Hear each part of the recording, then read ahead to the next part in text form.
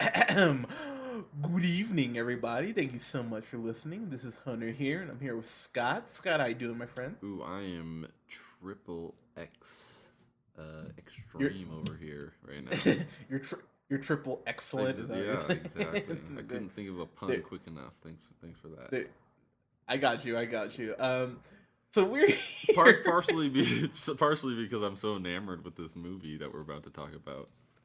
Yeah, we were talking about Triple X, the return of Xander Cage. Xander, Xander, Xander.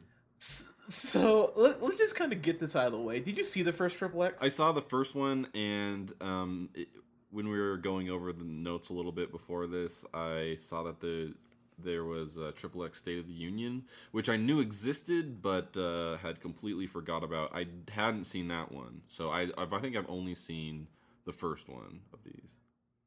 Okay. So I did see Triple X State of the Union starring Ice Cube, and and I think what just made me laugh about even the first one. So the first Triple X came out in 2000. Oh wow, I thought I had that up. I think it was 2003. 2002, I believe, was the first one, and 2005, I think, State of the Union came out. Let's find out. So the original Triple X, 2002. Wow, yeah, pretty close. Um, yeah, if you type in Triple X into Google, you're kind of you're rolling the dice, kid. Yeah. So Just go willy nilly on the internet with this one. yeah, emphasis on the willy, but but thank you. Thank you. Wow, that was God. Whoa, gotta get warm in here. But Triple X came out in 2002. I remember I remember one of the things that actually got me into film is a lot of kids from high school would go see, like the big movies that would come out. I remember I went and saw Tomb Raider for fuck's sake because this one girl I liked at the time was going with her friends. I went, oh, I like Tomb Raider, and it wasn't a good movie, but they did the same thing with like the Fast and Furious, and I remember seeing Triple X and thinking this is pretty not great.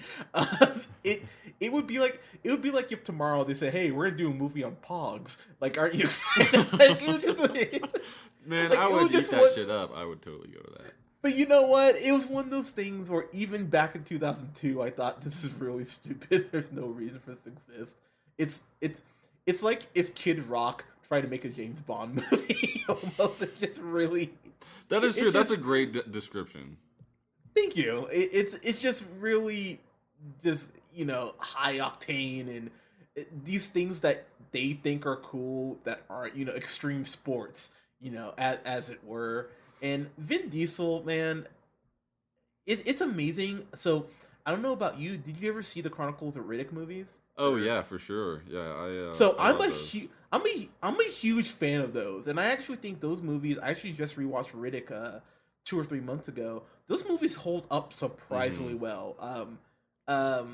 And even the video game they came out with, which was on 360 or I think it was Xbox, the Chronicles of Riddick game, is one of the few video games based on a movie property that's fucking amazing. It's really good if you've never played it. So I really like Vin Diesel when he's playing Riddick. These Triple X movies, I think they blow. To be totally honest, what did you think of the first one when we saw it? It was. I can very distinctly remember seeing it and knowing kind of movie that it is, where like he is a like extreme sports guy. So he does like motorcycles, he does flips and shit. Like that's his thing. So like I kind of like the first one because it was like off the wall, over the top. Like it Sam Jackson is in it, and he's Samuel Jackson is Oh also God, is in he this one. ever? Yeah, Agent Gibbons. I remember not hating it, and but also recognizing that it was definitely over the top, and it wasn't like a movie that I necessarily took seriously, even though I was what, like 12. I probably saw it a little bit later on when I was 15, 16 or so. But yeah, kind of knowing it wasn't a great movie, but still enjoying it for sure. And that's what I went into this one thinking that this is gonna be over the top. Like there's it's gonna be over the top. There's gonna be a lot of Vin Diesel like slaying puss. And Okay. yeah, Sorry. We'll get into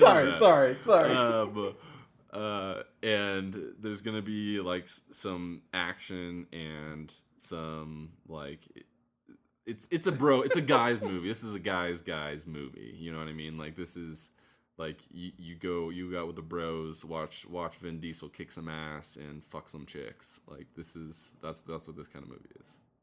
You know what I do appreciate is Vin Diesel is in pretty good shape, but he's like in dad bod good shape. You know, if you know what I mean. If you go back and check out him in the first XXX, you can kind of see some screenshots of him. He looks a lot younger. I mean, he was a lot younger 15 years ago, but he was definitely had a different like vigor about him, and you could tell that like in this one he's definitely getting older.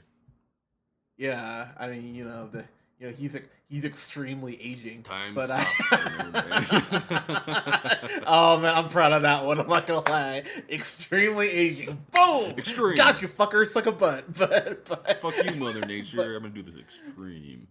Exactly. So I have to read how IMDb. The synopsis on IMDb because I was sitting here laughing at it. So here we go. The third explosive chapter of the blockbuster franchise is it though that redefined the spy thriller that finds extreme athlete turned government. This is a spy movie. Is this? Let me finish. Okay, coming out of self-imposed exile. By the way, they said he died in State of the Union and. They don't really explain how he's not dead. He's fucking Jason Bourne. Like he doesn't die. Yeah, he's a sugar cookie version of Jason Bourne. But so anyway, coming out of imposed exile and on a collision course with deadly alpha warrior Zane and his team in a race to recover a sinister and seemingly unstoppable weapon known as Pandora's Box, which is pretty much the exact same plot of the last Fast and Furious, by the way, which I did find rather because remember it's the same thing with satellites in the last Fast and Furious from with the God's Eye and all that. Mm-hmm. Yeah, I laughed really hard at that. Anyways, recruiting an all new group of thrill-seeking cohorts, Xander finds himself enmeshed in a deadly conspiracy that points to conclusion at the highest level of the world government, packed with the series' signature deadpan wit. And badass attitude. Deadpan wit? Are you fucking kidding me? That's what it says. XXX return of Xander Cage will raise the bar on extreme action with some of the most mind-blowing stunts to ever be caught on film. Who wrote that?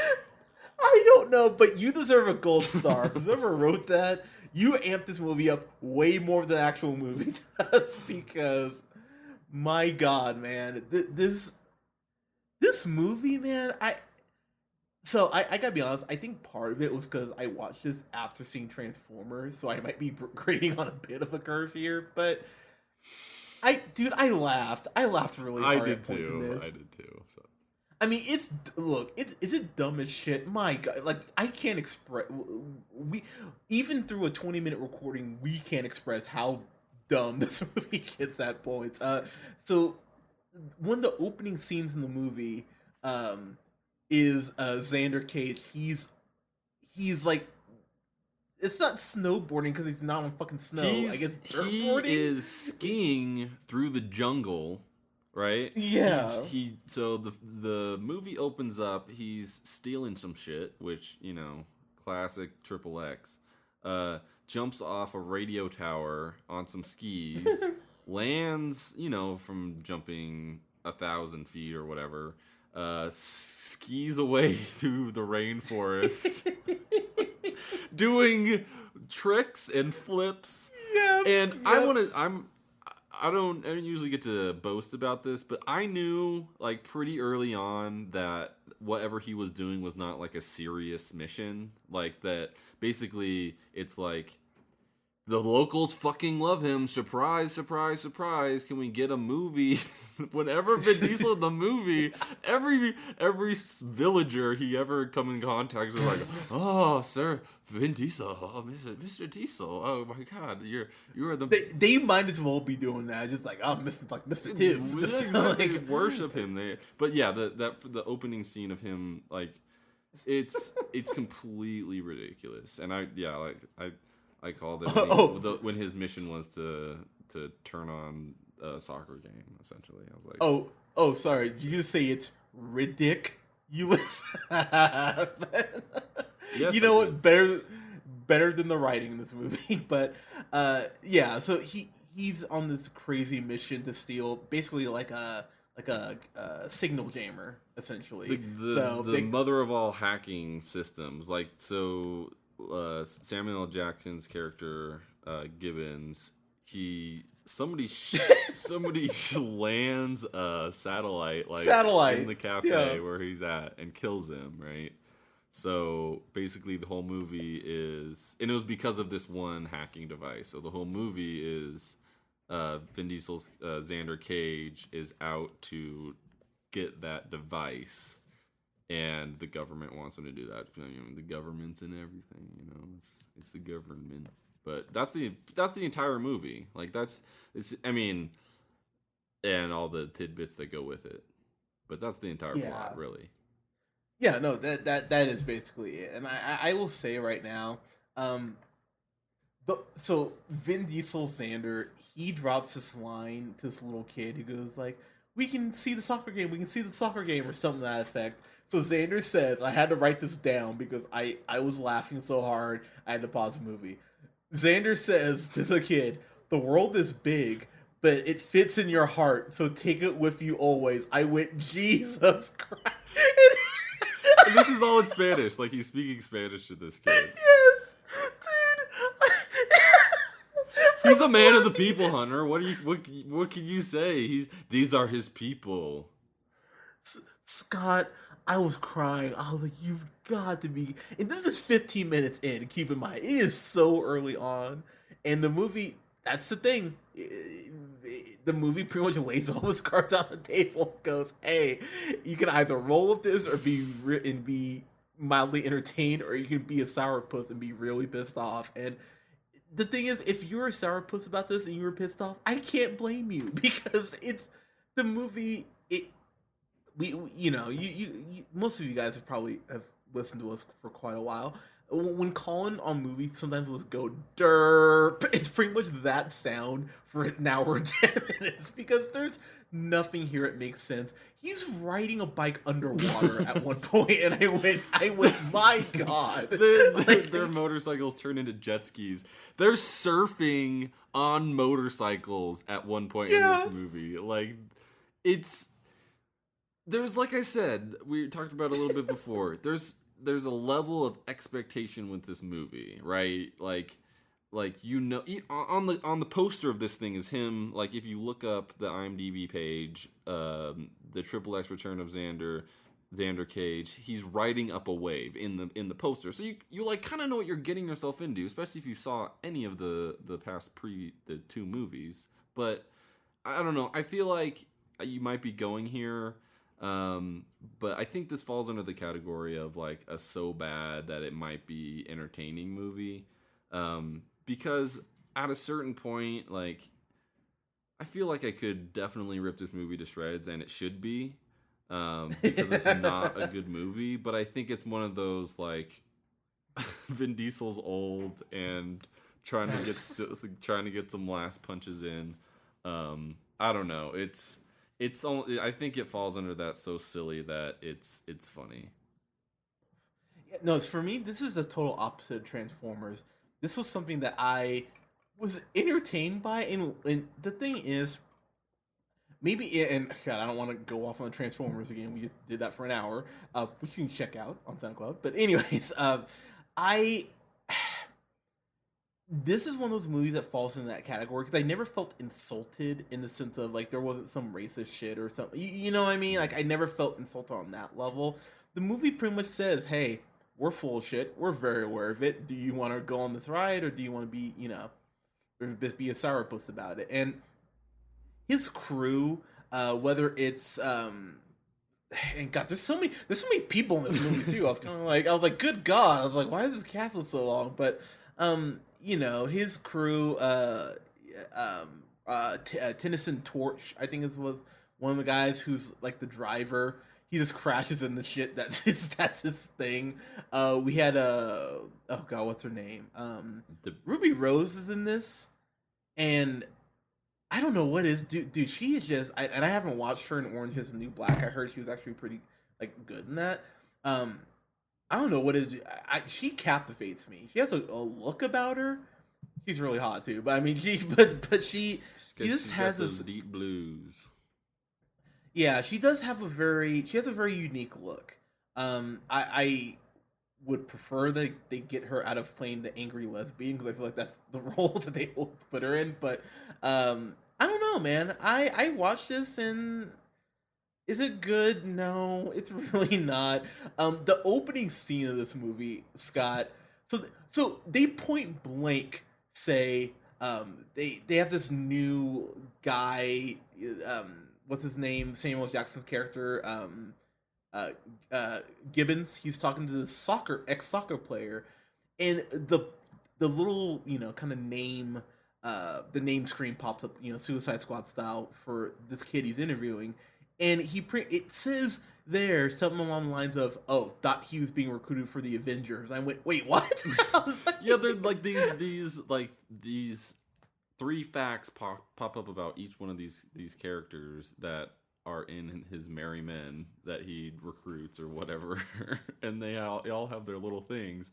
And one of these guys, I'm sorry, I can't get over this one.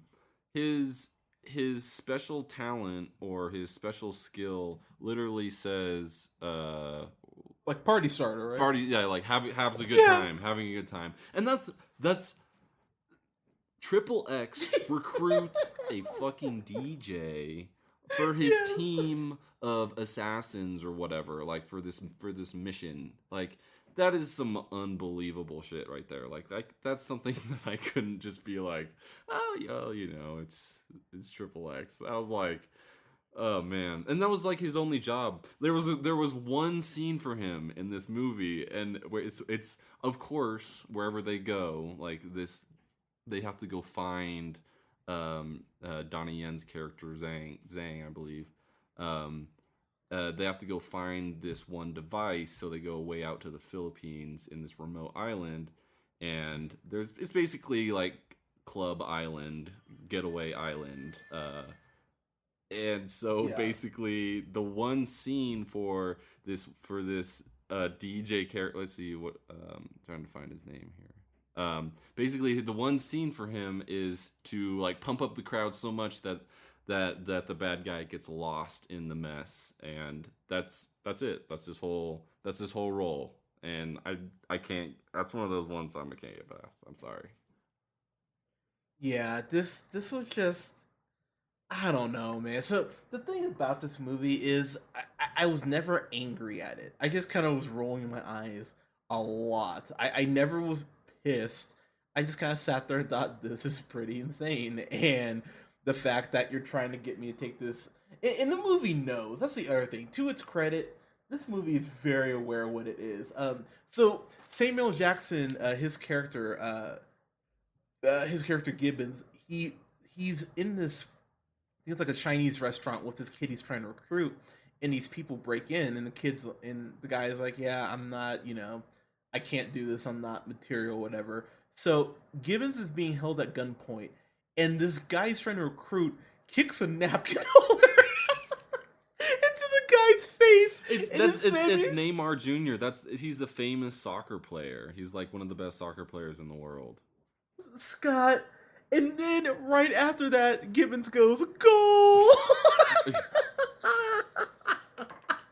It's so Scott. That's how the movie starts. This is the start of the movie. This is the start This of is the movie. before the satellite explodes in this small town they're in and completely decimates these two. And I just thought, my God. But you know what, though? I appreciate the movie doing that, because the thing is, if you stay any longer, it's your fault because the movie tells you exactly what it's gonna do, and I can't be mad at it. Um, I do want to talk about two other people here. So Toni Collette, right? She plays basically Gibbons' replacement, right? She plays a Jane Mark. And Scott, was there any point where you didn't go, "Oh man, she is totally the villain in this"? Oh yeah, for sure. Yeah, it's one of those things. Now, I was actually a pretty big fan of United States of Terra, which was the show she had on Showtime. And of course, she was in Little Miss Sunshine. I really like her quite a bit. Um, so it was, but yeah, the moment you see her in her white suit, it's you pretty much go, all right, let's put a little red dot next to her. She was so straight faced in this movie. I couldn't take her seriously. I think that was part of the joke, to be totally honest with you. You think it was Is a that she joke was though, or do so. you think they were actually trying at that one? I don't think so. I think they knew. No, that the shit okay. was- This is a great question. Do you think this movie was a joke, or do you think they Yes. were trying to take themselves seriously? Oh no, I think this movie's a total joke. I think they are very aware of how bad these movies are. I think if anything, this is what the Transformers movies probably should have been shooting for because they just went, yeah, we don't care. They're like we know this shit's bad, you know. See, whatever. I but- might argue that they're trying to be serious, and it just turns out to be a really bad movie. But I will say I mean, some of it's so obvious. I guess it would be hard to miss it. And if you did miss it, wow, God help you. Yeah, seriously. My God, man. The thing is, I just never felt genuine anger. I mean, did I roll my eyes a lot? Oh my God, did I ever? There's this chase scene with Xander and Donnie Yin's character, Yang or Yeah.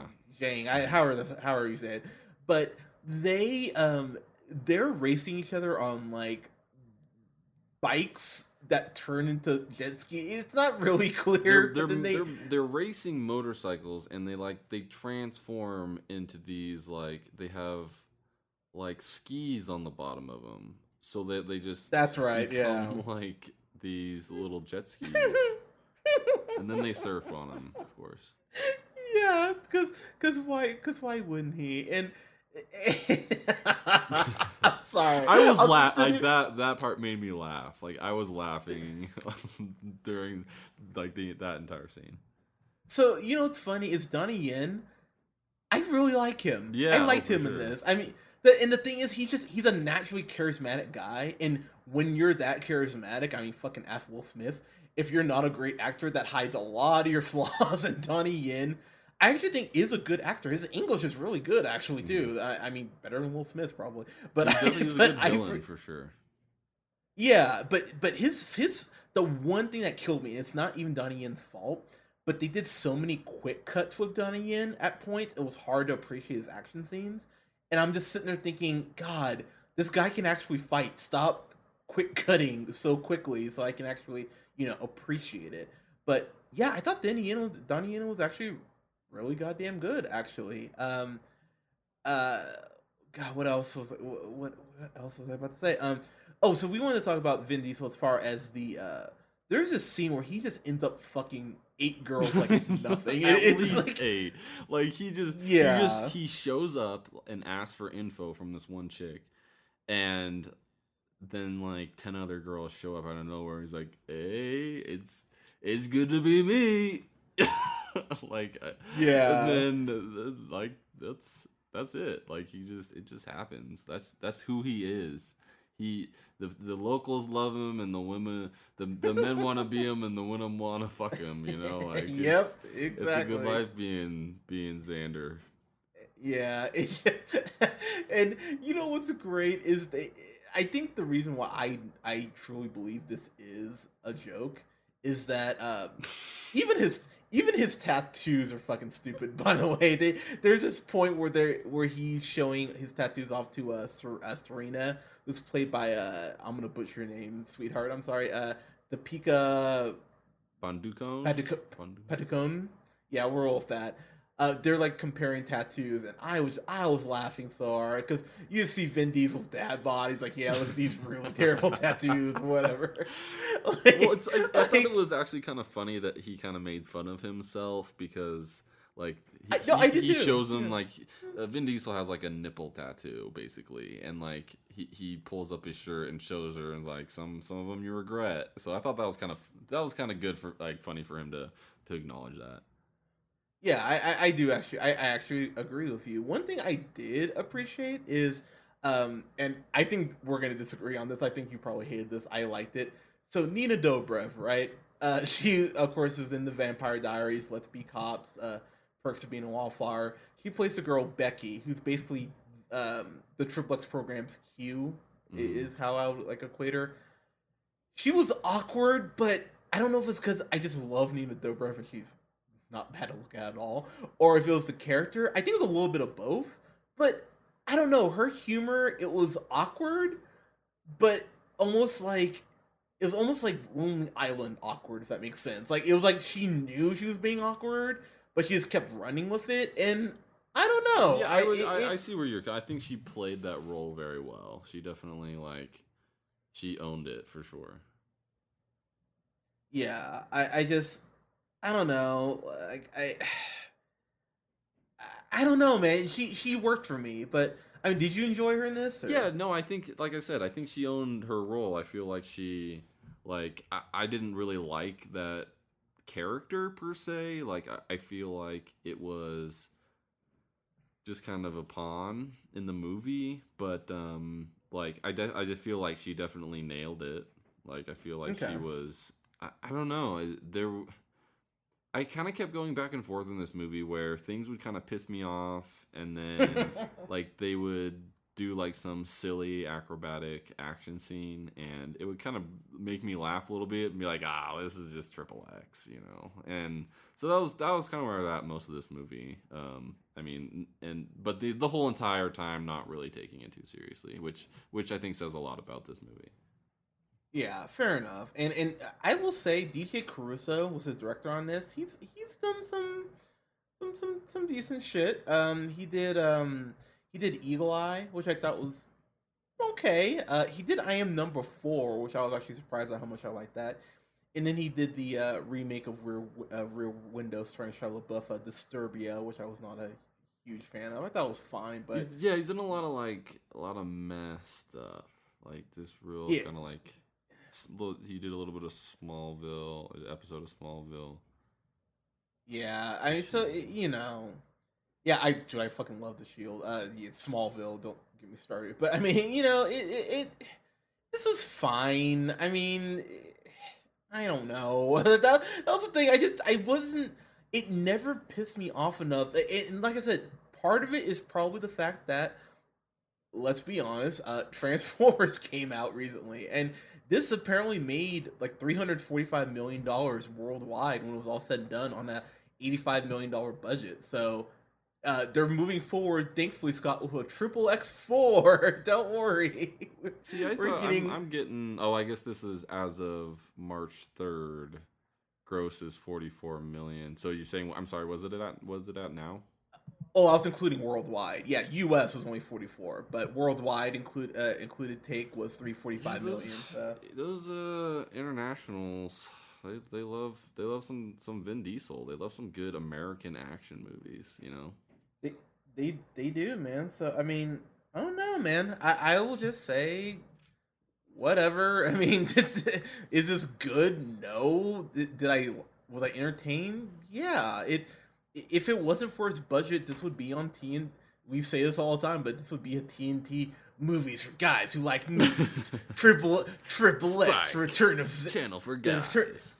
Yeah. Oh God, they would put this on Spike. They would just Triple X, Return of Xander Cage, and then after this, we'll show some Girls Gone Wild, so you can get some real Triple X. Like they. I mean, isn't stupid. Good God, yes, but. Getting my final thoughts here. I mean, Vin Diesel, I will say, even the fact that he's wearing that ridiculous goddamn coat still, which is when I thought this was a comedy. I think that's when they pretty much laid their cards out, because he's like, oh, don't worry, I need to get my coat, that I had back in 2002. Dude, I'm sorry. It- That was another thing I totally forgot about this movie. Is that damn fur coat? He looks so Yeah. ridiculous in it. Yeah, Like, he and it's does. kind of funny because they call that out too. Like, she makes one of the chicks makes a comment about it that it might crawl away. I thought that was kind of funny. I mean, they're not wrong. Like I said, you see him doing these extreme sports and wearing that that ridiculous fucking coat. Like the coat looked so weird on him, but I was laughing so hard. And then you get to see the reappearance of Ice Cube, which when it happens, it's so awkward. But I laughed. So I don't know. I'm gonna say C+ for this. I could not. If I paid a matinee to see this, I'd probably be a little irritated. But I paid like $5 to rent this at home. So I mean, sure. I not I'll probably forget they made this in a year. But yeah, C+. Why not? What about you? Your final thoughts and your grades, sir? Yeah, I agree. I feel like I'll forget about this very quickly. Like, if I would definitely be angrier if I had to pay for this, for sure, and see this in theater. I'm glad I didn't have to. So that's why I was a little more lighthearted about it. Yeah. But this isn't a good movie. Like, I want to be very clear on this. Like, this is not good, and I would put myself under the Vin Diesel hater category. I just don't like him. I don't like his persona that he tries to be. But this is like if I want to see a Vin Diesel movie, this is the kind that I want. Like, this is like either like a Riddick kind of character, super intense, or like this kind of don't give a fuck, break people's necks, gets all the girls. Like, at least you know what you're getting, and he doesn't try too hard to have maybe like that emotional side or anything like that. Rory McCann, he's in Game of Thrones. He's Tennyson in this one. I really liked him, and Donnie Yen was really good. I feel like the actors were decent, so that I think really helped. But I would venture on the other side of not thinking that the whole movie was a joke and them more taking it seriously. I just think it was super cheesy, although they tried to keep it in that same XXX light of being over the top and motorcycling on water and all that good stuff. The DJ thing bugged me. Chris Wu, who played Nix, that was that was really bad. I gotta give this like a D because I just can't even give him a C-. No, I just couldn't. Damn.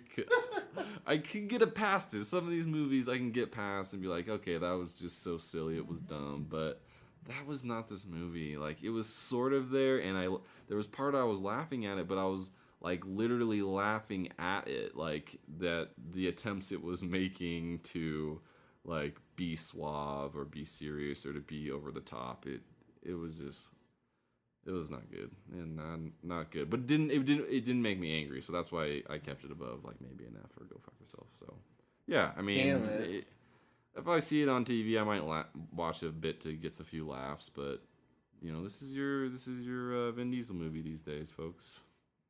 Yeah, I mean that's fair. I mean, sorry. I was trying to get you to C-, but fair. But hey, it's. I mean, fair. I can acknowledge what they might have been doing, but when I watch it, it comes off as like cheesy more than anything else. Okay, fair enough. Man. The movie is ridiculous. Oh yeah, no, it's so ridiculous. I'll give you that. But as you most poignantly said, it's ridiculous.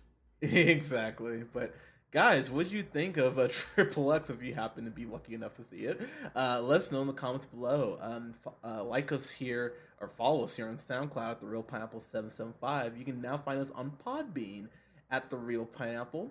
Like us on Facebook at The Real Pineapple. You can follow yours truly on the Twitter at JHunterRealPineapple. You can follow Colin on Twitter. We miss you, bud. At The Real REEL O'Neill. And you can follow Scott on Twitter at Newman the First. Guys, thank you so much. We'll have reviews up this weekend. A lot of them, actually. We're going to have reviews up for Baby Driver, a review up for Despicable Me 3, and then a review up for The House. The new Will Ferrell movie, which hopefully is better than Daddy's Home. I really hope God, it's good. I like Amy Poehler and Will Ferrell, so we'll see. I do too. So, yeah, fingers crossed. But, guys, thank you so much. We'll talk to you soon. Peace.